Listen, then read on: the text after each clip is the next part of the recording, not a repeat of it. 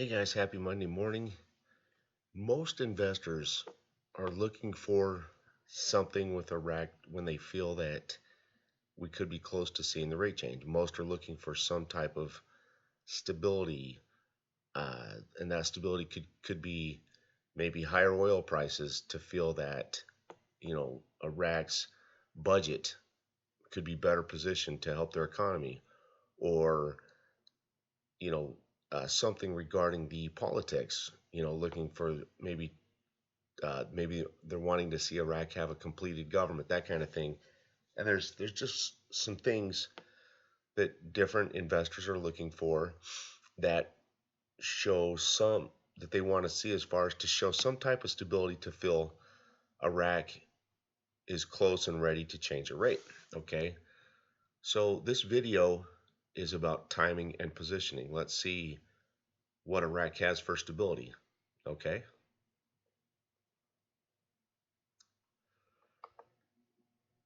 this right here is this is an article from Donald Trump. Okay, and all right. So what this article says is it says the Trump administration wants to reopen as much of the U.S. economy as possible by the start of May. Okay, so let's see.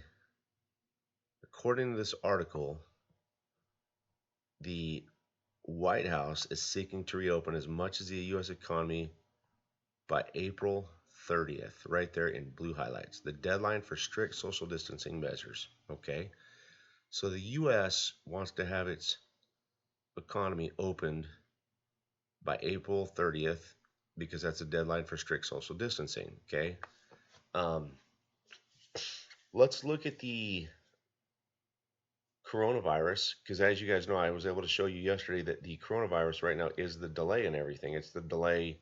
It's the delay that's linked to Iraq's all of Iraq's markets, including electronic stock trading, which has absolutely nothing to do with the pandemic, but yet it's been delayed due to the coronavirus. Okay, let's look at that.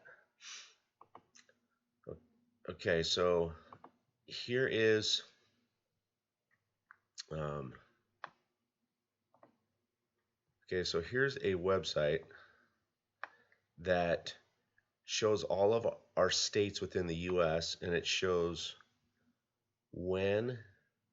Let's see if this lines up with our extreme social distancing back wall of April 30th. Let's see what this shows. Okay, so this shows states, and it kind of shows their apex, which is when they're going to, in a way, kind of reach their high point. Okay, as you see right there, Alabama, they feel its high point will be reached on April 20th.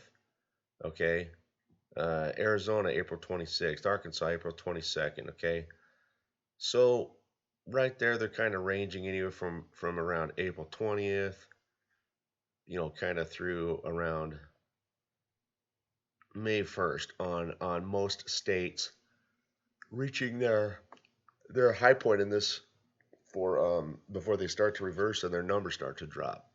Okay, so this website actually supports Donald Trump's uh, what he's calling is the kind of the turnaround mark for social distancing. Okay, so I just because you guys know now this is the website directly from the U.S. Embassy. Okay, and it's the U.S. Embassy in Iraq. It has everything to do with COVID-19. It says right there. It's highlighted blue. And as you guys see, right now, all of Iraq, like Iraq's ISX stock exchange, is shut down until April 18th. And as you see right here, the Iraq embassy, which is in control by the U.S. government, has shut down Iraq's ports, borders, and Iraq's quarantine period right now kind of spans through April 18th, and that's getting Iraq is getting its guidance and control on this, guys, from the U.S. Embassy. Okay, so as you guys see, COVID-19 has everything to do with our current delays. Okay, for Iraq's financial markets, everything. Okay. All right. So, as I said to you, so the U.S. wants to get its economy kind of booming again around literally around April 30th, May 1st, right there. Okay. Let's see if the country of Iraq might have any impact or any influence on that. Okay. So as I was telling you at the beginning of the video, many investors are want to see some type of stability before they feel that Iraq is ready to actually change their rate. Let's see if there's any type of let's see if there's any news out there that shows Iraq might have some layers of stability around any certain time frames. Okay, so this is an article from yesterday, Sunday. They're saying within about 10 days from yesterday, Sunday, that Iraq will be ready to vote for the new completed government within 10 days. That takes you to roughly next week. Okay? So that's sometime next week. Okay? That would be roughly around kind of Tuesday to Thursday of next week. Okay? So right here, Iraq could have a fully seated formed government ready to go about next week. Okay? That would be, so they might be voting on their government right before the weekend of April 25th, 26th. Okay. Let's look at the next article. This right here, and again, this article is also from yesterday. It's the new PM saying he will present his cabinet before Ramadan. Ramadan starts on April 24th. Well, that's, actually, let's Google that to be 100%.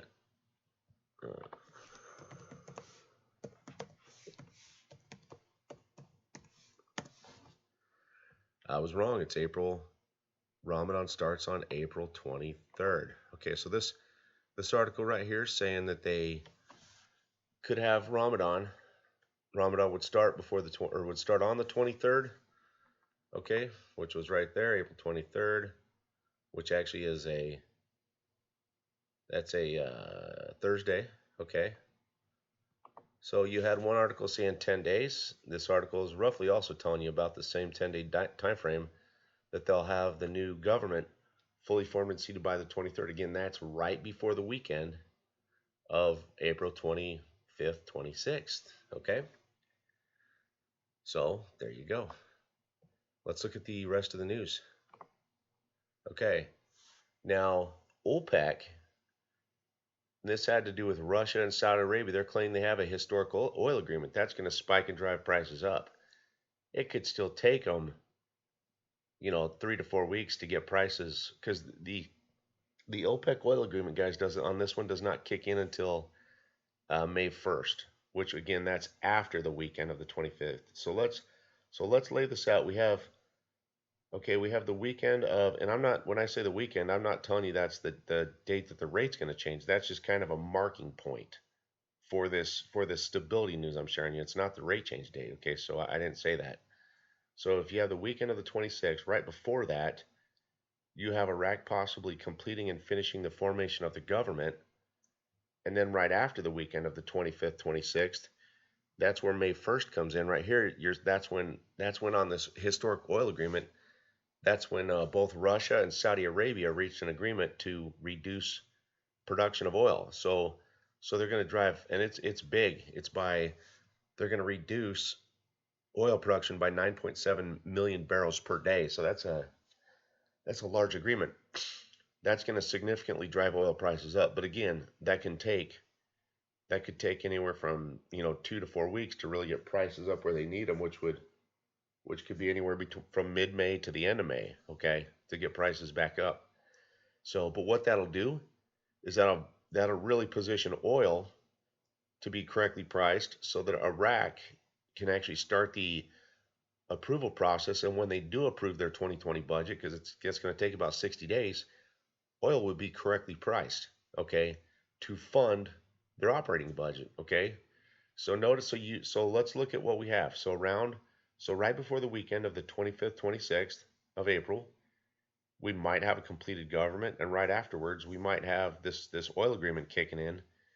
And if it does, if it gets oil back in the around the mid 50s, around $56 a barrel, that's where they want the price of oil for their budget. That means oil's ready to fund their budget when it's approved.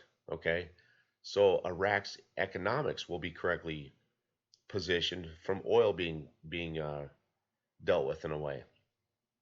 Okay, so that'll position that gives Iraq some key layers of stability that most investors would be looking for before they feel that the rate can even change.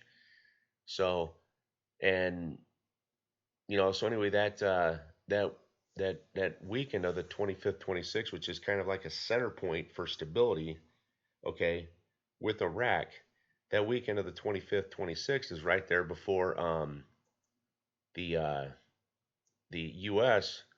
said that they're ready to have their economy launched, okay, around May 1st. So while I'm trying to show you here, guys, I didn't mention anything about rate change dates or anything like that. What I'm trying to show you is timing of when Iraq actually has some very strong layers of stability that most investors are looking for. So what we need to do going forward is we need to keep our eyes kind of peeled on the news around those time frames to see how to see let so next week we want to look and see if Iraq does finish the formation of their government. Okay, so these are some of the things that we're looking for to let us know if Iraq does have some stability and maybe they are ready to change their rate. So those are things we'll have to look for. Let's look at Iraq's financial markets. All right, here is their ISX currency auction. Let's look at this. I'm zooming in for a reason for you guys. It is Monday morning. In the top right corner, guys, it actually says, I'm going to zoom in a hair harder so you can read this. It actually now says its market is closed instead of open. Okay, in the top right corner. And then it says it was last updated as of March 16th. So as you guys see, the ISX has never opened.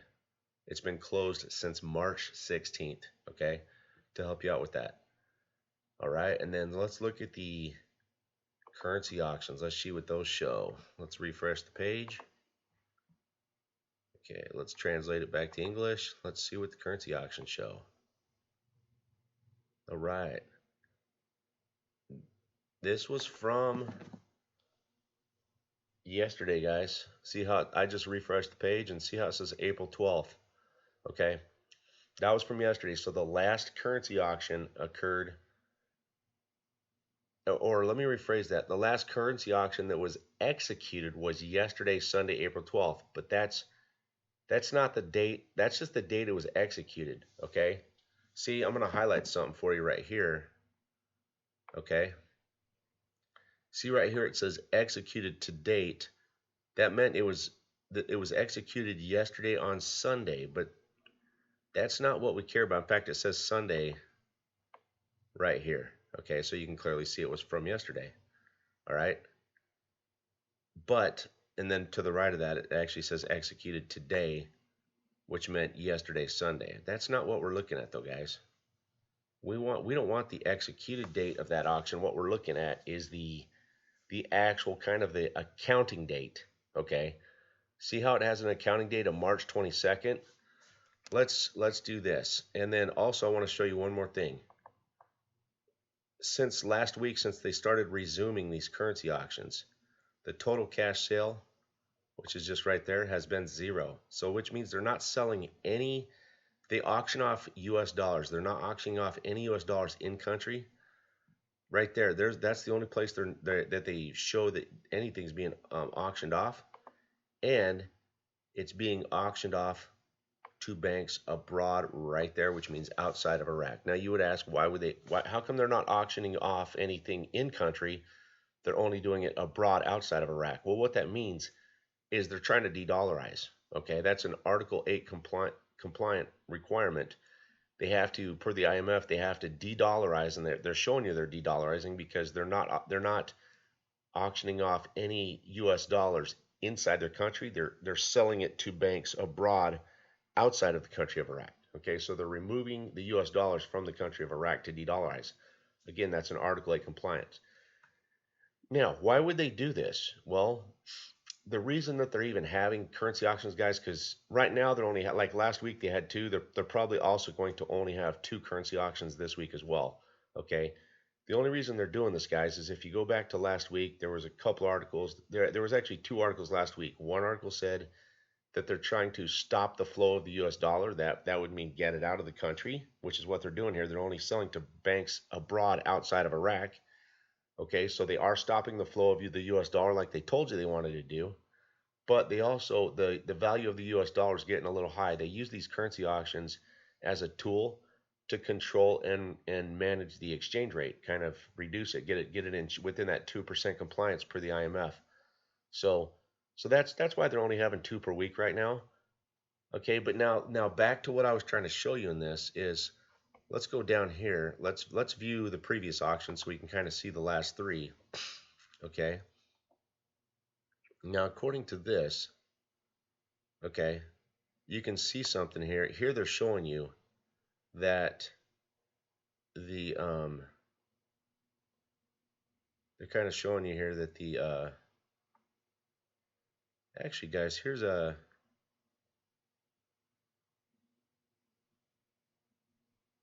hold on a second here. There's an interesting pattern. Let me see. Give me a second to look at this.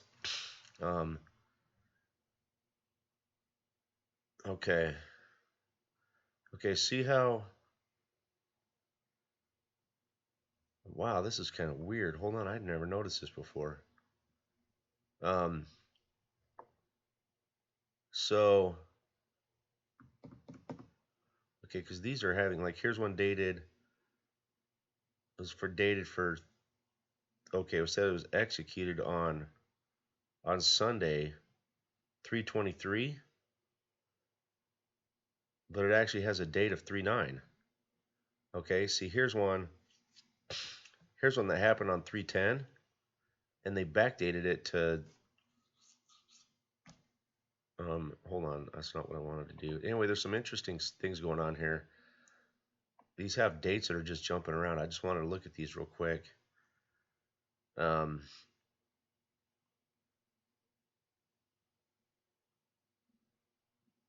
that's weird. But anyway, so the last three, guys, occurred specifically, they did them in the month of April. You had one on a week ago Sunday, which was right here. Okay, on that's the third one down, okay? That occurred on a week ago Sunday, but it was dated 3/18, and then you had one that happened on a week ago Tuesday, or last Tuesday, dated as of 3/19. And then you had one that happened just yesterday Sunday, and it was dated for 3/22, guys. The only reason that they are putting these March dates on them, so I mean, as you guys see, these are dated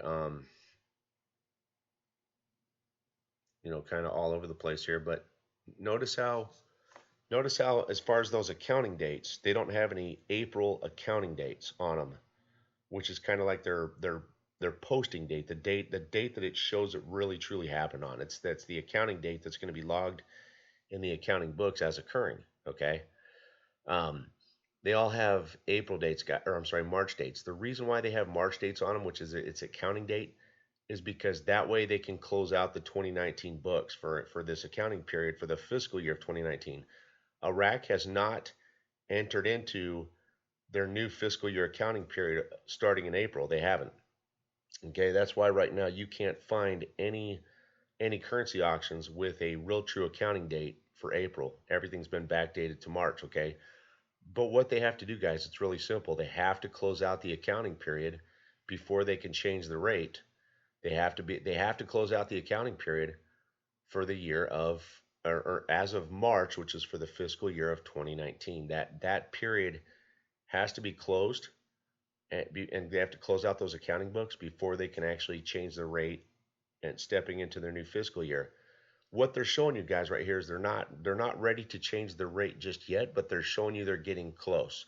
So one of the real indicators we're looking for is for them to give us the right now we know that their ISX date, as far as when that it's been shut down until will be Saturday 3/18, April 18th.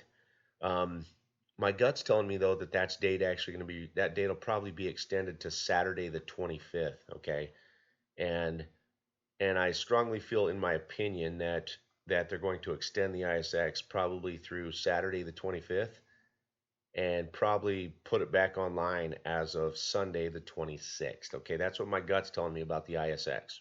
Okay, so yeah, so I think I actually think the ISX will be turned back on for us as of Sunday 3/26, and then as you guys saw, Iraq has I just showed you all their news, which shows stability. There's a good chance they could have a completed formed government next week. Okay, many NAR investors, that's one of the key components they're looking for a layer of stability for Iraq to feel that they're ready for a rate change. And then the OPEC oil agreement, which possibly by mid-May or by the end of May could have oil prices positioned maybe back anywhere from $50 to $60. Okay, and that would have oil positioned and ready to fund Iraq's 2020 budget when it's approved. Okay, so so that would have Iraq's budget and economy ready to go on this. So anyway, guys, there's today's news. God bless you guys and have a great day. On to the next video.